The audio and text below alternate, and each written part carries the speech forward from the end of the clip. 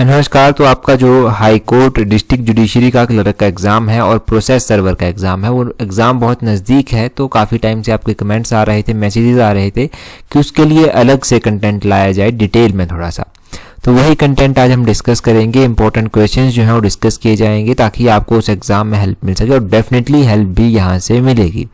Question number 121 से जो है अभी हम डिस्कस करेंगे। हर एक क्वेश्चन बहुत इंपॉर्टेंट है, ध्यान से देखना। बोलते हैं क्वेश्चन नंबर 121 में, बोलते हैं what was the motto of Commonwealth games 2022। तो बोलते हैं जो कॉमनवेल्थ गेम्स 2022 की हुई उनका मोटो क्या था। उनका मोटो क्या था? उनका मोटो था game for everyone. Option A जो है वो सही आंसर है, गेम फॉर एवरीवन इनका मोटो था। अगर आप कॉमनवेल्थ गेम्स 2022 के बारे में थोड़ा सा और जानेंगे तो पहले आपको ये भी पता होना चाहिए कि गेम्स हुई कहाँ। तो ये गेम्स बिर्मिंघम में हुई। बिर्मिंघम में ये गेम्स हुई। बिर्मिंघम इंग्लैंड में पड़ता है। कहाँ पर? इंग्लैंड में पड़ता है। तो इंग्लैंड ने 2022 की कॉमनवेल्थ गेम्स होस्ट की। आपने ये भी साथ में ध्यान रखना है कि इंग्लैंड तीसरी बार इन गेम्स को होस्ट कर रहा था। इससे पहले इंग्लैंड 2002 में जो था वो होस्ट कर चुका है इन गेम्स को। इंग्लैंड ने इससे पहले 1934 में भी जो था वो होस्ट किया था इन गेम्स को। और इसके अलावा अगर आप कुछ यहाँ से और याद रखना चाहते हैं तो इंडिया भी जो है वो एक बार कॉमनवेल्थ गेम्स को होस्ट कर चुका है। कब इंडिया ने होस्ट किया था? तो इंडिया ने 2010 में जो था वो कॉमनवेल्थ गेम्स को जो था वो होस्ट किया था। ये क्वेश्चंस आपने यहाँ से ध्यान रखने हैं।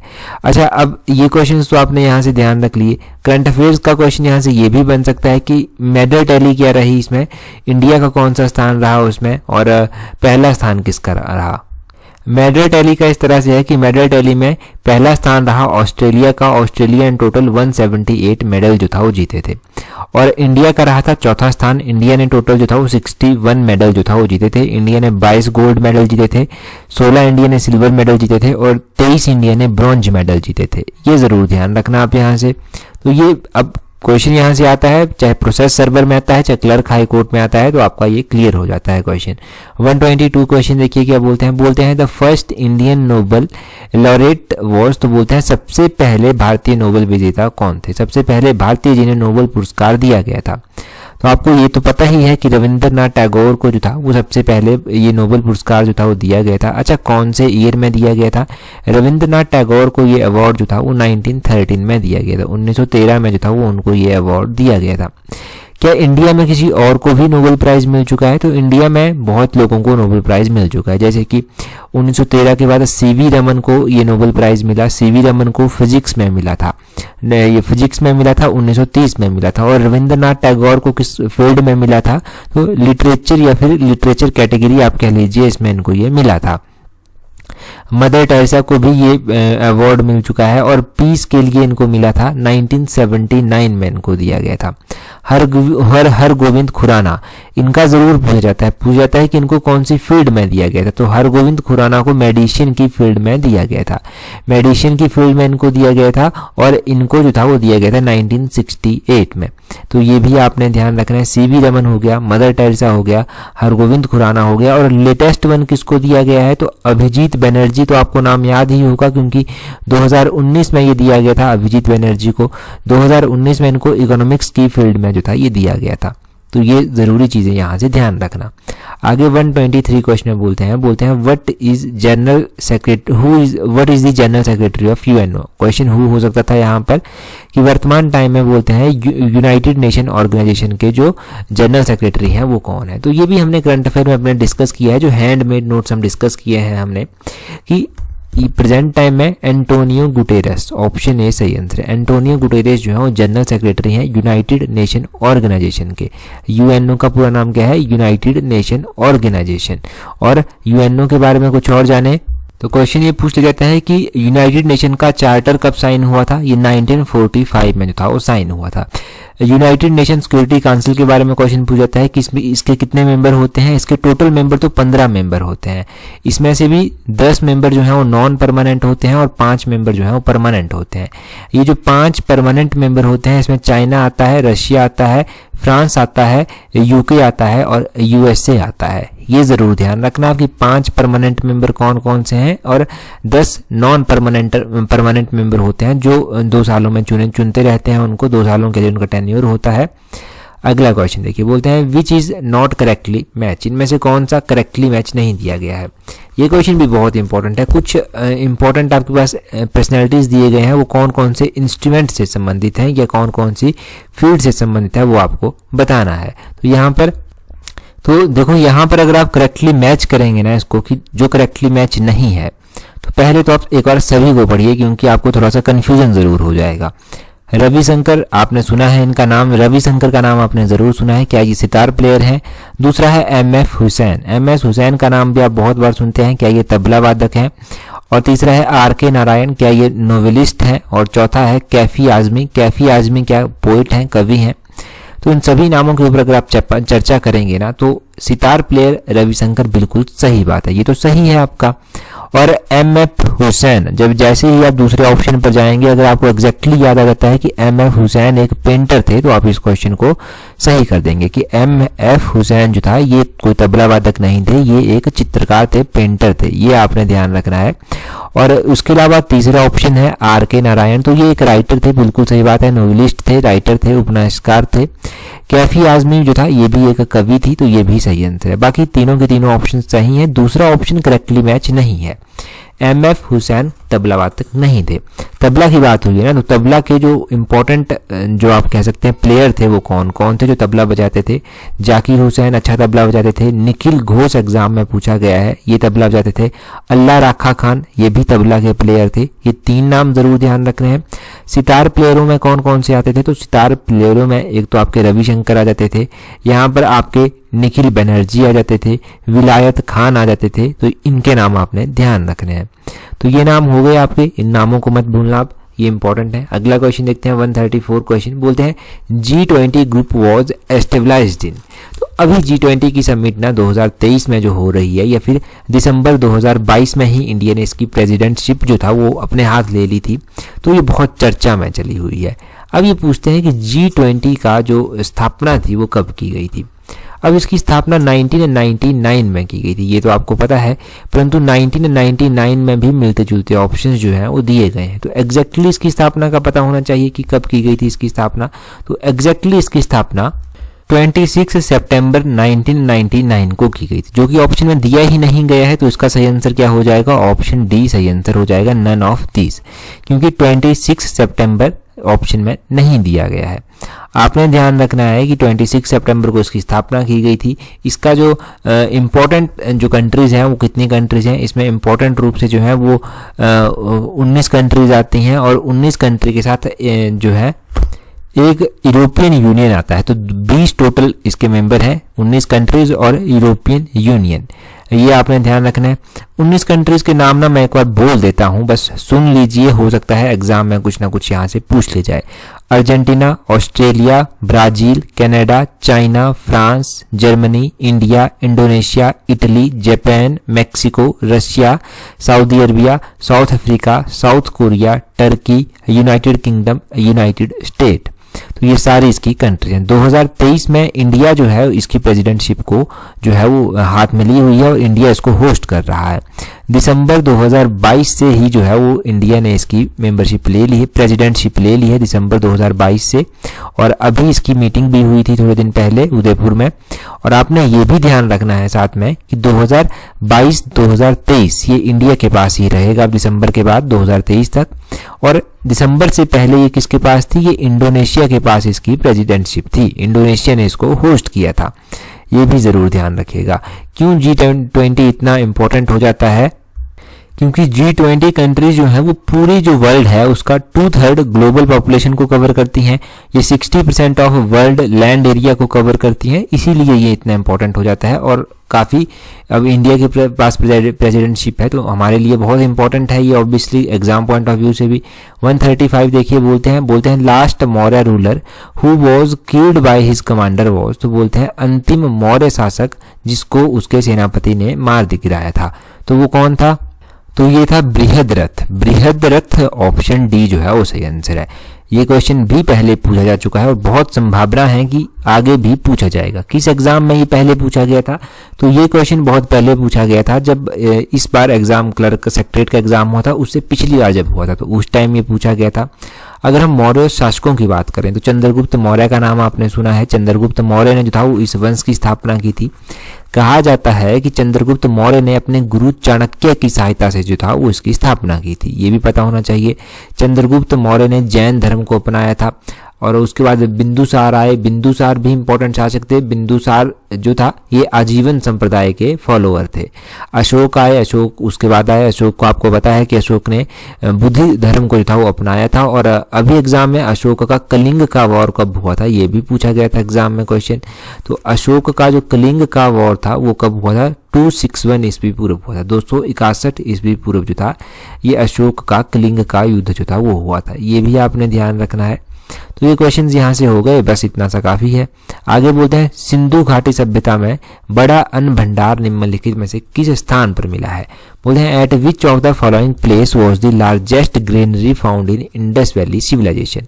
तो इंडस वैली सिविलाइजेशन में जो एक बड़ा अन्नगार मिला है, लार्जेस्ट ग्रेनरी मिली है, वो कहाँ पर मिली है? वो मिली है आपके, तो ये मिली थी मोहनजोदड़ो में। ऑप्शन बी जो है वो सही आंसर है। मोहनजोदड़ो में ये विशाल अनागार मिला था, ग्रेनरी मिली थी एक विशेष। ये आपने ध्यान रखना है। अभी एग्जाम में क्वेश्चन पूछा गया था मोहनजोदड़ो की खोज किसने की थी? रखालदास बनर्जी के द्वारा मोहनजोदड़ो की खोज की गई थी, ये ध्यान रखना है।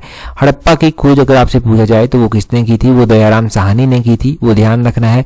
हड़प्पा कौन सी नदी के किनारे स्थित है? ये रावी नदी के किनारे स्थित है और पाकिस्तान में स्थित है। मोहनजोदड़ो सिंधु नदी के किनारे स्थित है और ये भी पाकिस्तान में स्थित है। ये लोथल कहाँ पर स्थित है? लोथल जो है हमारे इंडिया में स्थित है। इंडिया में कहाँ पर स्थित है? गुजरात में स्थित है, ये पता होना चाहिए। और ये सुरकोतदा जो है ये कहाँ पर स्थित है? तो सुरकोतदा के बारे में आपने ध्यान रखना है कि ये गुजरात में स्थित है, ये भी। तो ये सारा हो गया ना इंडस वैली सिविलाइजेशन के बारे में। बस इतने क्वेश्चन ध्यान रखिए यहाँ से। अगला क्वेश्चन देखिए। अगले क्वेश्चन में बोलते हैं who was the founder of Hindu Mahasabha? बोलते हैं हिंदू महासभा की स्थापना किसके द्वारा की गई थी? ये जो हिंदू महासभा थी इसकी स्थापना की गई थी मदन मोहन मालवीय जी के द्वारा। ऑप्शन कौन सा सही है? सी ऑप्शन जो है वो सही है। कौन सा? सी ऑप्शन इसका सही आंसर हो जाएगा। अब मदन मोहन मालवीय ने इसकी स्थापना की है। आपने क्या ध्यान रखना है? आपने ध्यान रखना है कि कौन से ईयर में इसकी स्थापना की गई थी। तो इसकी स्थापना 1915 में की गई थी। 1915 में हिंदू महासभा की स्थापना की मदन मोहन मालवीय जी ने इसकी स्थापना की। और इसके अलावा ये भी पता होना चाहिए कि स्थापना क्यों की गई थी। स्थापना उस टाइम इसलिए की गई थी क्योंकि ब्रिटिशर्स का राज था, तो हिंदू कम्युनिटी को प्रोटेक्ट करने के लिए, हिंदूज के राइट को प्रोटेक्ट करने के लिए इसकी स्थापना की गई थी। All India Hindu Mahasabha conference भी हुई थी 1915 में। तो ये पहली all India Hindu Mahasabha conference Haridwar में हुई थी, ये ध्यान रखिए आप कि हरिद्वार में हुई। और 1921 में इसी हिंदू महासभा ने अपना नाम चेंज कर लिया और अखिल भारत हिंदू महासभा इन्होंने नाम रख लिया अपना। मदन मोहन मालवीय ये भी इंपॉर्टेंट पर्सनैलिटी है। ये इंडियन नेशनल कांग्रेस के प्रेसिडेंट भी रह चुके हैं। तो क्वेश्चन ये बन जाएगा कि कौन से ईयर में ये प्रेसिडेंट रहे थे इंडियन नेशनल कांग्रेस के? तो ये एक तो 1909 में इंडियन नेशनल कांग्रेस के प्रेसिडेंट बने थे और ये सेशन जो था वो लाहौर में हुआ था। लाहौर में ये सेशन हुआ था। दूसरा, ये इंडियन नेशनल कांग्रेस के प्रेसिडेंट कब बने थे? तो दूसरा, ये इंडियन नेशनल कांग्रेस के प्रेसिडेंट 1918 में बने थे और ये सेशन दिल्ली में हुआ था 1918 का सेशन, ये भी आप ध्यान रखिए। अगला क्वेश्चन देखिए 142 क्वेश्चन। बोलते हैं who is the captain of women's cricket team in India? तो बोलते हैं वुमेन क्रिकेट टीम जो भारत की है, भारत की जो महिला क्रिकेट टीम है उसके कप्तान कौन है? तो महिलाओं की बात की जा रही है, तो कैप्टन का नाम है हरमनप्रीत कौर। ऑप्शन ए जो है वो सही आंसर है। कैप्टन हरमनप्रीत कौर है। कोच अगर आपसे पूछा जाए तो कोच है रमेश पवार। रमेश पवार जो है वो कोच है, उनका नाम ध्यान रखिए। हिमाचल से भी एक लड़की है जिसका नाम है रेणुका सिंह ठाकुर। रेणुका सिंह जो है वो क्रिकेट से संबंध रखती हैं और ये कहाँ से बिलोंग करती हैं? क्वेश्चन ये बनता है, पूछा गया था एग्जाम में। तो ये शिमला से बिलोंग करती हैं। हाईकोर्ट के लिए बहुत इंपॉर्टेंट है ये क्वेश्चन। और भी क्वेश्चन अगर आप प्रैक्टिस करना चाहते हैं ना, अपनी स्टडी को एक शेप देना चाहते हैं, तो टेस्ट सीरीज का तो आपको पता ही है। टेस्ट सीरीज का लिंक मैंने नीचे डिस्क्रिप्शन बॉक्स और कमेंट बॉक्स में दे दिया है, वहां पर जाइए, क्वेश्चंस को प्रैक्टिस कीजिए। जो भी आपकी 1-2 नंबरों की कमी रह जाती है वो मे भी पूरी हो जाए, वहां से आपको हेल्प मिल जाए एग्जाम पॉइंट ऑफ व्यू से। तो प्रैक्टिस कर सकते हैं। नीचे डिस्क्रिप्शन बॉक्स में जो है वो लिंक दिया हुआ है, कमेंट बॉक्स में भी है। 143 क्वेश्चन देखिए। बोलते हैं from which book the national song Vande Mataram is to be taken? तो वंदे मातरम किताब, वंदे मातरम जो हमारा राष्ट्रीय गीत है, बोलते हैं कौन सी किताब से लिया गया है? वंदे मातरम की बात करें तो वंदे मातरम पहले आपको पता होना चाहिए कि कंपोज किसने किया था इसको बंकिम चंद्रा चटर्जी के द्वारा कंपोज किया गया था। इस क्वेश्चन का सही आंसर क्या है? इस क्वेश्चन का सही आंसर जो है वो बंकिम चंद्र चटर्जी है। और अब इनकी किताब पूछी गई है तो आनंद मठ, ऑप्शन बी सही आंसर है। आनंद मठ से जो है ये लिया गया था, तो ये आनंद मठ था, आनंद मठ से लिया गया था। कई बार क्वेश्चन पूछ लिया जाता है कि हमारा राष्ट्रगीत कौन सा है? हमारा राष्ट्रगीत वंदे मातरम है, नेशनल सॉन्ग जो है वो वंदे मातरम है, ये जरूर पता होना चाहिए, इसमें भी कंफ्यूजन हो जाता है कई बार। इसको लिखा कब गया था? तो इसको 1882 के आसपास लिखा गया था, बंगाली लैंग्वेज में जो था वो इसको लिखा गया था। इसका टाइटल वंदे मातरम था। वंदे मातरम का मतलब क्या होता है? इसका मतलब होता है आई प्रेज दी मदर, कि मैं मदर की जो है वो प्रेज करता हूँ, सराहना करता हूँ। पहली बार जो था ये कांग्रेस के सेशन में गाया गया था, कलकत्ता में सेशन हुआ था 1896 में, तो उस टाइम इसको गाया गया था, ये आप ध्यान रखिए। तो यही क्वेश्चन यहाँ से बनते हैं ज़्यादा, तो ये आपने सारे डिस्कस कर लिए वंदे मातरम के बारे में। यहाँ पर बोलते हैं how many members elected to Rajya Sabha from Himachal Pradesh, तो बोलते हैं कि हिमाचल प्रदेश में राज्यसभा से कितने सदस्य चुने जाते हैं। लोकसभा होती है एक राज्यसभा होती है। अगर हम बात करें राज्यसभा की तो राज्यसभा से 3 सदस्य जो हैं वो चुने जाते हैं, ऑप्शन सी सही आंसर है। प्रेजेंट टाइम में ये 3 सदस्य कौन कौन से हैं? एक है जगत प्रकाश नड्डा हिमाचल प्रदेश से, दूसरे हैं जो हिमाचल प्रदेश यूनिवर्सिटी के पुराने वाइस चांसलर थे सिकंदर, जिनका नाम था प्रोफेसर सिकंदर कुमार, तो उनका नाम आपने ध्यान रखना है। और तीसरा कौन है? तीसरी एक महिला है जिनका नाम है इंदु गोस्वामी, तो इंदु गोस्वामी का नाम आपने ध्यान रखना है। उसी तरह लोकसभा के सदस्य अगर आपसे पूछ लिए जाएं तो लोकसभा के सदस्य कौन कौन है? लोकसभा के जो सदस्य हैं, जो लोकसभा के सदस्य हिमाचल प्रदेश से हैं वो कौन कौन से हैं? तो लोकसभा के सदस्य जो हैं, एक अनुराग ठाकुर आ जाते हैं हमीरपुर से, दूसरा मंडी से कौन आता है? ये प्रतिभा सिंह आ जाती हैं, तीसरा शिमला है और चौथा है आपका कांगड़ा। इन दोनों के आपने कमेंट करके बता देने, क्योंकि ये दो तो बहुत कॉमन है। अनुराग ठाकुर आपको पता है इंफॉर्मेशन एंड ब्रॉडकास्टिंग मिनिस्टर भी है, प्रतिभा सिंह अभी चुनी गई हैं तो इनके नाम तो आपको याद है। शिमला और बात रहती है कांगड़ा की, तो इनके नाम जरूर कमेंट करके बताइए। नहीं होगा तो अगली वीडियो में हम डिस्कस कर लेंगे, कोई वैसी दिक्कत नहीं है, हम डिस्कस कर लेंगे इसको। आगे बोलते हैं यहाँ पर 125 में बोलते हैं who was the first lady speaker of Himachal Pradesh Vidhan Sabha. Himachal Pradesh Vidhan Sabha की पहली महिला स्पीकर थी विद्या स्टोक, ऑप्शन ए जो है वो सही आंसर है। विद्या स्टोक्स जो था वो पहली महिला स्पीकर थी हिमाचल प्रदेश विधानसभा की। आपने ये भी ध्यान रखना है कि पहले जो स्पीकर थे वो थे जयवंत राम। जयवंत राम जो था वो पहले स्पीकर थे हिमाचल प्रदेश विधानसभा के। अभी भी हिमाचल प्रदेश की विधानसभा जो है, हिमाचल प्रदेश की विधानसभा जब शपथ लेंगे तो उसके बाद स्पीकर चुने जाएंगे विधानसभा के द्वारा, तो उनका नाम भी आपके लिए इंपॉर्टेंट हो जाएगा। अभी अगर आप टेलीग्राम पर हमारे साथ जुड़े हुए हैं तो टेलीग्राम पर आपने एक पोस्ट देखी थी, मैंने पोस्ट डाली थी जिसमें गवर्नर ने ऑर्डर किए थे प्रो टर्म स्पीकर के। तो प्रो टर्म स्पीकर किसको बनाया गया? वो बनाया गया श्री चंद्र कुमार को। श्री चंद्र कुमार को प्रो टर्म स्पीकर बनाया गया और उस लेटर में क्या लिखा गया था कि गवर्नर जो है वो इनको अपॉइंट करते हैं, जिन श्री चंद्र कुमार को, जो भी विधानसभा के जो सदस्य होंगे उनको संवैधानिक रूप से जो शपथ दिलवाई जाएगी और जो हस्ताक्षर करवाए जाएंगे वो इनके द्वारा करवाए जाएंगे, प्रो टर्म स्पीकर के द्वारा। तो प्रो टर्म स्पीकर अभी अपॉइंट किए गए हैं, परंतु जो इंपॉर्टेंट ये है कि स्पीकर कौन बनाए जाएंगे, ठीक है, तो वो आपने ध्यान रखना है। अभी स्पीकर बने नहीं है, सिर्फ प्रो टर्म स्पीकर का नाम ध्यान रखिए। आगे बोलते हैं which of the oldest hydel project of Himachal Pradesh. तो हिमाचल प्रदेश की सबसे ओल्डेस्ट हाइडल प्रोजेक्ट पूछी गई है आपसे, वो है सानन परियोजना, ऑप्शन बी सही आंसर है। सानन परियोजना जो है ये ओल्डेस्ट वन ऑफ दी है, और जोगिंदरनगर परियोजना भी कई बार इसको बोल देते हैं। ये जो पठानकोट कांगड़ा रेलवे लाइन है ना आपकी, ये क्यों बनाई गई थी?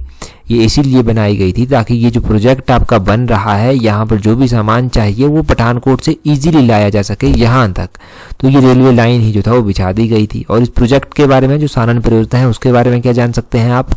ये परियोजना जो था वो 1926 में स्थापित की गई थी। इसका पहला जो स्टेज थी, पहला जो चरण था इसका, वो 1933 में बनकर तैयार हो गया था। इसका जो जितने भी इसके पीछे का जो माइंड था, आप कह लीजिए इसके जो मेन इंजीनियर थे वो कौन थे? वो थे कर्नल BC बेटी। कर्नल BC बेटी का नाम बहुत इंपॉर्टेंट है। मंडी डिस्ट्रिक्ट हमने सारा डिस्कस किया हुआ है ना बलोखरा सीरीज का, तो वहां पर एक क्वेश्चन डिस्कस भी हमने किया है, ऑब्वियसली सारा डिटेल में हमने पढ़ रखा है उनके बारे में। और जो पठानकोट जोगिंदरनगर रेलवे लाइन बिछी थी वो कब बिछी थी? वो 1926 में बिछी थी। और 1929 में इसको ट्रैफिक के लिए ओपन कर दिया गया था कि अब यहाँ पर ट्रैफिक के लिए रेल चल सकती है। तो ये आपने ध्यान रखना है इसके बारे में। जोगिंदरनगर रेलवे लाइन के बारे में भी, शानन परियोजना के बारे में भी, जो ओल्डेस्ट वन है। बाकी देखो, टेलीग्राम पर अगर आपने अभी तक भी हमें ज्वाइन नहीं किया है तो टेलीग्राम पर ज्वाइन कर लीजिए। टेलीग्राम पर आपको इंपॉर्टेंट पीडीएफ्स मिल जाएंगी, इंपॉर्टेंट जो भी आपके एग्जाम पॉइंट ऑफ व्यू से चीज़ें होती हैं वो सारी वहाँ पर मिल जाएंगी। और रही बात क्लर्क हाई कोर्ट की, तो टेस्ट सीरीज़ तो मैंने बता दिया है कि टेस्ट सीरीज़ आपको नीचे कमेंट बॉक्स और डिस्क्रिप्शन बॉक्स में उसका लिंक मिल जाएगा। जो भी छोटी छोटी कमियां रह जाती हैं उनको पूरा आप कर सकते हैं, अपनी स्टडी को एक बहुत अच्छी शेप जो है वो दे सकते हैं अगर आप चाहें। तो इस वीडियो में इतना ही काफ़ी है। So that's all for today. Thank you very much for watching and listening it very patiently.